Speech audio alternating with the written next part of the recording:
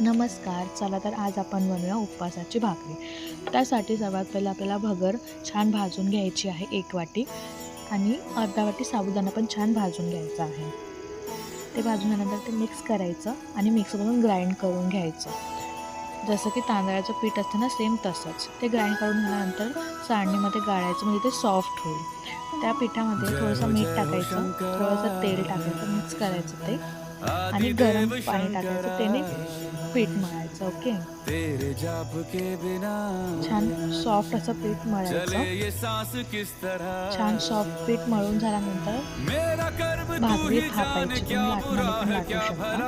छान भाकरी थापून जरा तव्यावरती टाकायची आणि त्याच्यावरती थोडंसं पाणी टाकायचं आणि परतून घ्यायची. भाकरी छान अशी क्रिस्पी आहे. तुम्हाला सॉफ्ट हवी असेल तशी भाकरी तळून घ्यायची. छान उपवासाच्या भाजीसोबत, आलूच्या भाजीसोबत खूप छान लागते. ट्राय करा. मला नक्की सांगा कमेंट करून. Okay, bye.